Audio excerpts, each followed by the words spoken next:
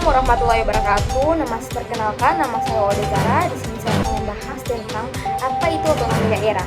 Otonomi daerah adalah kewenangan untuk mengatur sendiri kepentingan masyarakat atau kepentingan untuk membuat aturan guna mengurus daerah sendiri.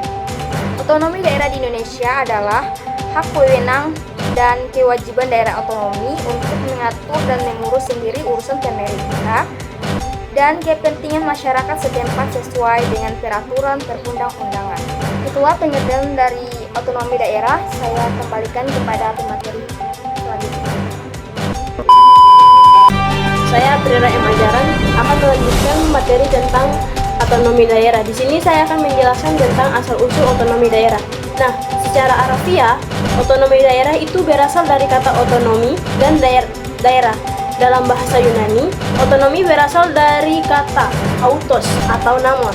Autos itu berarti sendiri dan namos itu berarti aturan. Aturan atau undang-undang. Nah, otonomi bermakna membuat perundang-undangan sendiri atau Wetgeving. Namun, dalam perkembangannya, konsepsi otonomi daerah selain mengandung arti Wetgeving atau membuat perda-perda, juga utamanya mencakup pemerintah sendiri. Assalamualaikum warahmatullahi wabarakatuh. Di sini saya akan menjelaskan tentang landasan hukum.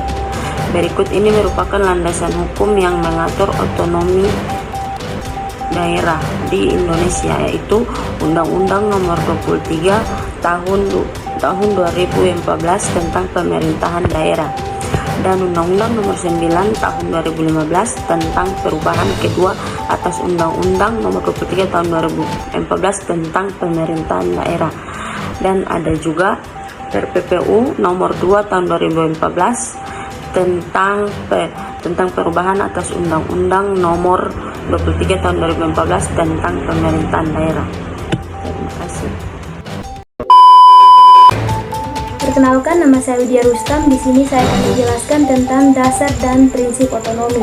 Terdapat dua nilai dasar yang dikembangkan dalam Undang-Undang Dasar 1945 berkenaan dengan pelaksanaan desentralisasi dan otonomi daerah di Indonesia, yaitu yang pertama nilai unitaris yang diwujudkan dalam pandangan bahwa Indonesia tidak mempunyai kesatuan pemerintahan lain di dalamnya yang bersifat negara atau enhestat, yang berarti kedaulatan yang melekat pada rakyat, bangsa, dan negara Republik Indonesia tidak akan terbagi di antara kesatuan-kesatuan pemerintahan. Yang kedua yaitu nilai dasar desentralisasi teritorial. Dari isi dan jiwa pasal 18 Undang-Undang Dasar 1945 beserta penjelasannya sebagaimana tersebut di atas, maka jelaslah bahwa pemerintah diwajibkan untuk melaksanakan politik desentralisasi dan dekonsentrasi di bidang ketatanegaraan. Untuk itu, saya persilakan kepada teman saya untuk melanjutkan materi selanjutnya. Assalamualaikum warahmatullahi wabarakatuh. Perkenalkan, nama saya Muhammad Tarbin. Saya di sini akan menyampaikan tujuan otonomi daerah. 1. Peningkatan pelayanan masyarakat yang semakin baik. 2. Pengembangan kehidupan demokrasi. 3. Keadilan nasional. 4. Pemerataan wilayah daerah. 5. Pemeliharaan hubungan yang serasi antara pusat dan daerah serta antara daerah dalam rangka keutuhan NKRI. 6. Mendorong pemberdayaan masyarakat. 7. Menumbuhkan praksa dan kreativitas, meningkatkan peran serta masyarakat, mengembangkan peran dan fungsi Dewan Perwakilan Rakyat Daerah. Baik, itu saja penyampaian dari saya. Saya akhiri, wabillahi taufiq wal hidayah. Wassalamualaikum warahmatullahi wabarakatuh. Selanjutnya, saya akan menjelaskan mengenai daerah dengan status kekhususan atau keistimewaan di Indonesia. Yang pertama, Aceh diberikan status keistimewaan berdasarkan Undang-Undang Nomor 11 Tahun 2006. Kekhususan Aceh meliputi penerapan hukum syariat Islam, pengelolaan sumber daya alam yang lebih besar, dan otonomi dalam pemerintahan daerah. Yang kedua, Jakarta diberikan status sebagai daerah keistimewaan sebagai ibu kota negara berdasarkan Undang-Undang Nomor 29 Tahun 2007. Keistimewaannya adalah dalam hal kedudukan sebagai pusat pemerintah dan fasilitas administratif khusus yang mendukung fungsinya. Yang ketiga, DKI Yogyakarta diberikan status keistimewaan berdasarkan Undang-Undang Nomor 13 Tahun 2012. Keistimewaan Yogyakarta meliputi pengaturan tata cara pengisian jabatan gubernur dan wakil gubernur.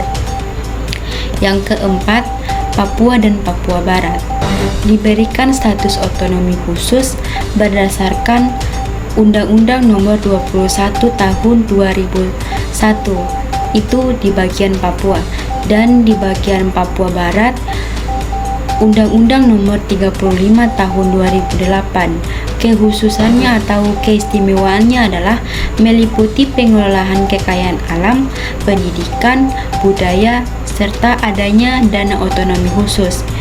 Yang selanjutnya, Papua Selatan, Papua Tengah, Papua Pegunungan, dan Papua Barat Daya.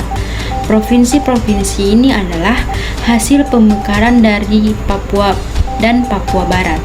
Keistimewaannya adalah masih mengacu pada status otonomi sebagai aturan yang berlaku untuk wilayah Papua secara keseluruhan.